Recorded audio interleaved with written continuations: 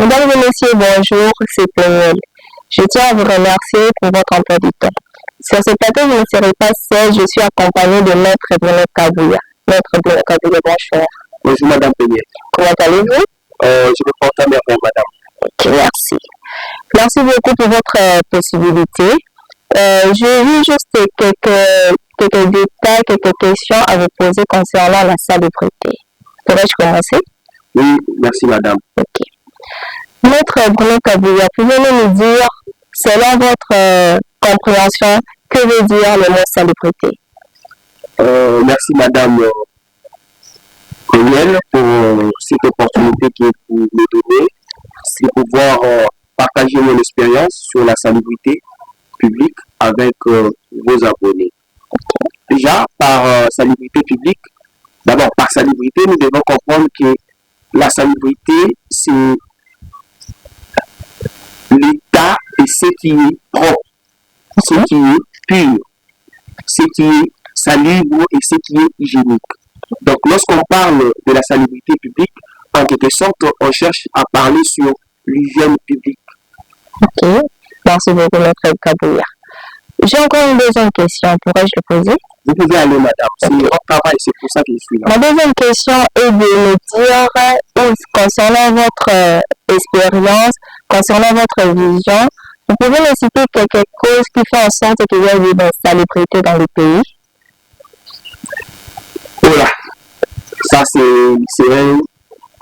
un sujet vraiment que j'aime et sur quoi la question aussi est beaucoup plus technique. Les causes de l'insalubrité dans notre pays. D'abord, ce que nos abonnés doivent savoir est que la salubrité publique est consacrée dans notre Constitution, dans son article 53.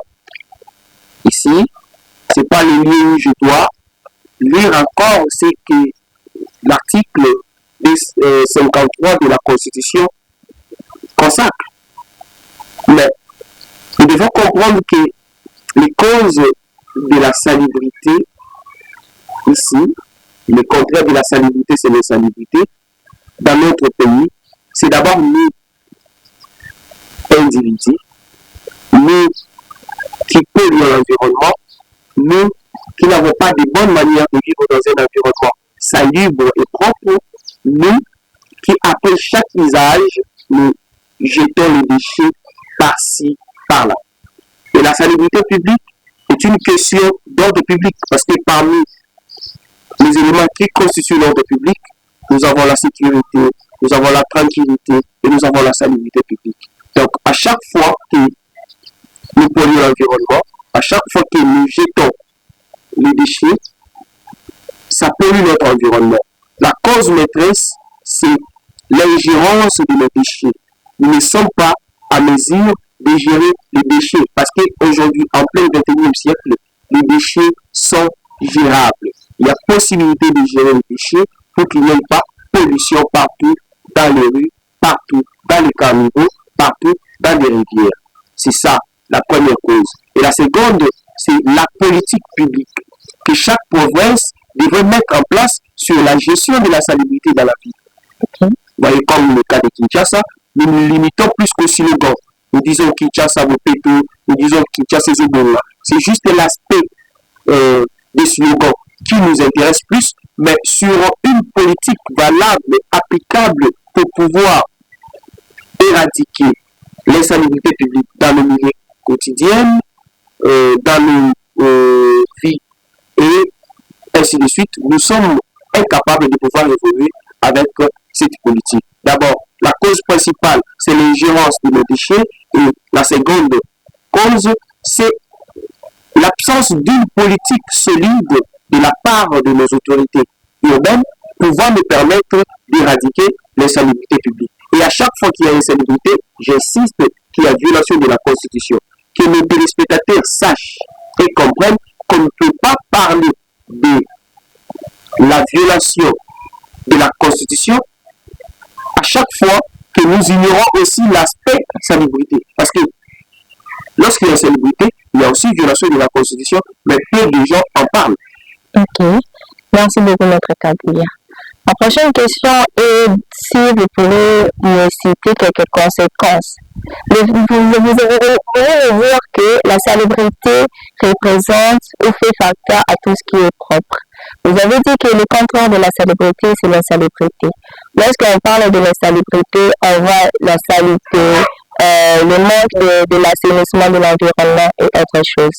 Mais nous voulons aussi savoir et dire à la plupart de nos abonnés qui nous suivent de nous citer quelques causes de l'insalubrité. Qu'est-ce que l'insalubrité peut faire en sorte, qu'est-ce que l'insalubrité peut causer? Merci Madame Payel. L'insalubrité, c'est pas quelque chose à accepter. Dès l'école primaire, on nous a appris l'importance de vivre dans un environnement propre. On nous disait d'abord que la propreté, c'est la règle de la santé. Ce qui veut dire que l'impropreté, ou soit l'insalubrité, c'est le contraire de la règle de la santé.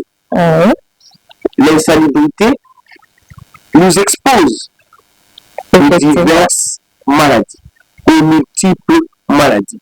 Et ces maladies qui ne seront pas, si ces maladies ne seront pas prises en charge comme il se doit, elles vont nous conduire à la mort. Par là, vous devez être d'accord avec moi que l'insalubrité nous expose tous. Vaut mieux vivre avec des criminels qui marchent avec des armes de guerre. Avec ces armes de guerre, ils peuvent tuer un groupe de gens, ils peuvent tuer 10 à 15 individus, que vivre avec un seul individu qui pollue l'environnement. Parce que le simple fait que cet individu qui pollue l'environnement, non seulement il pollue l'environnement, mais il met en insécurité la vie de plusieurs personnes, la vie de toute une communauté. Parce que le fait de jeter des ordures, c'est une personne qui l'a jeté, ça peut créer une maladie, et cette maladie peut être contagieuse et contaminer toute une communauté, et ça sera le plus grand crime.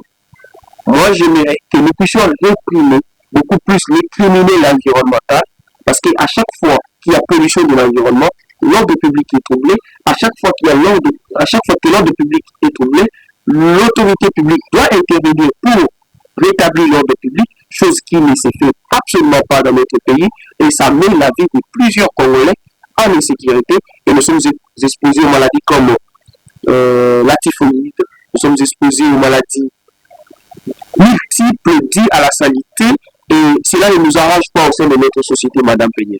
Ok, merci beaucoup. Maître Kabouya, pouvez-vous nous dire quelques méthodes, une prise en charge ou comment faire en sorte d'abolir l'insalubrité? Pour abolir l'insalubrité, Madame Peignet, il nous faut premièrement la prise de conscience individuelle. Ok. Chaque Congolais devait prendre conscience et devait avoir la notion de vivre dans un environnement propre, premièrement. Deuxièmement, l'autorité publique devrait à son tour prendre des mesures, mettre en place une politique stable et régulière pour pouvoir permettre aux citoyens d'appliquer, de vivre dans un environnement propre. Parce que vous devez savoir que aujourd'hui le droit, soit l'existence d'abord, la raison d'être du droit, c'est d'organiser la vie en société. Et aujourd'hui, la vie en société est organisée par les institutions. Et ce sont ces institutions qui doivent mettre en place une politique stable, pouvant permettre aux citoyens que nous sommes d'appliquer. Mais nous devons savoir que vivre dans un environnement propre, c'est une question d'éthique. L'essence des bons vivre dans la société, l'essence du bien. On ne peut pas admettre de voir des citoyens qui s'habillent tellement bien, qui se lavent, mais qui vivent dans des avenues où il y a des immondices, où il y a y a des salités, ce n'est pas du tout propre, c'est pas du tout aussi vertueux de voir des personnes bien habillées, mais qui vivent dans des endroits sales. Donc, moi j'invite les Congolais, j'invite nos abonnés à prendre conscience et à savoir vivre dans un environnement propre, d'avoir le goût de vivre dans un environnement propre. Ce qui veut dire que nous devons nous mobiliser, chacun devant sa porte, chacun devant sa parcelle, avec un balai. D'abord, mettre du propre. Et la politique que les autorités vont mettre en place va nous permettre de savoir comment gérer maintenant ces déchets que nous avons utilisés, que nous avons produits dans le ménage du jour au lendemain. Parce que certes, il y a des parcelles où vous entrez, il y a des concessions où vous entrez, il y a des endroits où mettre les déchets, mettre les immondices après l'usage. Oui, mais la question qu'on se pose après maintenant cet endroit, où est-ce qu'on ira mettre ces déchets? Parce qu'il n'y a pas une politique. Souvent, c'est dans des cours d'eau, dans des rivières, dans des caniveaux que nous allons déposer tout ça.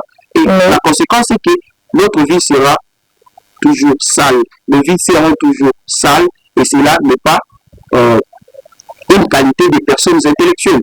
La RDC a beaucoup d'intellectuels. Je présume que nous avons beaucoup d'intellectuels parce que l'aspect intellectuel ne se présume pas, cela doit s'éprouver. Comment expliquer que nous sommes intelligents, nous sommes sages, mais nous vivons d'abord dans un environnement trop sale. D'abord, la sagesse commence par des choses élémentaires. Être propre, bien s'habiller, vivre dans un environnement propre, savoir gérer ses déchets, mais c'est n'importe où on jette n'importe quoi, et cela, c'est pas aussi élégant et intellectuel, madame. Ok, merci beaucoup. Donc, je suis arrivée à la fin c'est la fin de mes questionnaires. Je viens de voir que j'ai remarqué que vous avez répondu à toutes mes questions. Mais ce que je pourrais ajouter concernant votre conception de l'idée, c'est que